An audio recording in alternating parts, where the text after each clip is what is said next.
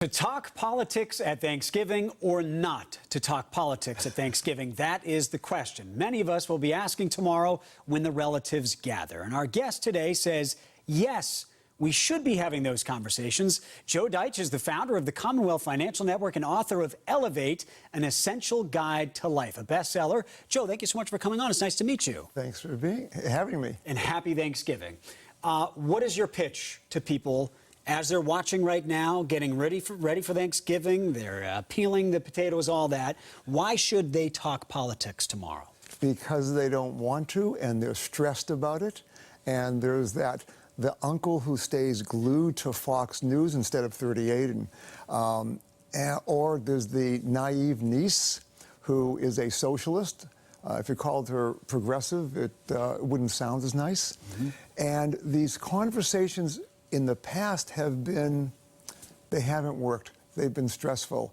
And people have gotten to the point where they just don't want to have them anymore. Mm-hmm. But the reason they don't work is because we're combative. We go into the conversations trying to convince the other people that they're wrong and we're right. Mm-hmm. In doing so, we don't learn anything. It's not fun. And we're burning bridges instead of building them. Well, it's certainly not fun. I'll be honest, I'll say it right up front. My family, we host Thanksgiving. We do not talk politics at the Thanksgiving table because in the past, it's gotten so nasty, it's gotten so toxic between some members of the family that we've just said, you know what, we're better off talking about the latest trip we took or talking about the kids or talking about our jobs. Why should I wade back into that when in the past it's been pretty nasty? Because there's so much to gain from it. And it's not just politics, it's religion, it's pro-life versus pro-choice. It's anything where people they've become polarized, they've gone to their corners. Mm-hmm. Instead, we can approach it like a journalist, and we can have a sincere curiosity. And the key word is sincere and compassionate. You accurately point out that the political divide in America right now is very wide, probably as wide as it's been in many, many years. And when it comes to President Trump in particular, there are some people who feel he should be impeached, he should be removed from office, he should be prosecuted. I've heard about this. And there are other people who feel he's the best president they've ever witnessed. When the positions are that far apart, you can't bridge that. I don't think there's a bridge between those two positions. Do you think there is?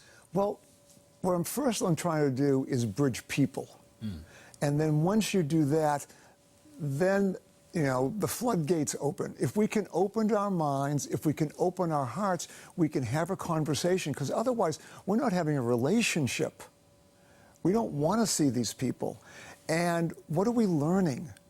When you get to the point when you sincerely want to find out, you can have these conversations as opposed to trying to explain to the person yet again why they're wrong.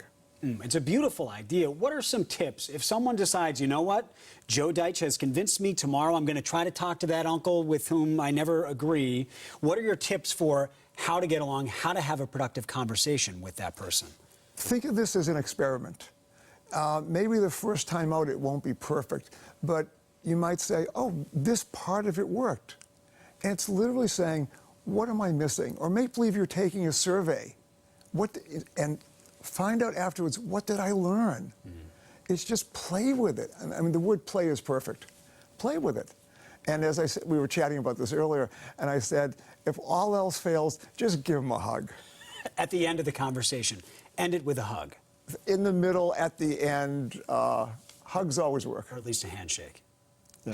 Joe Deitch, thank you so much from the Commonwealth Financial Network. The book is Elevate.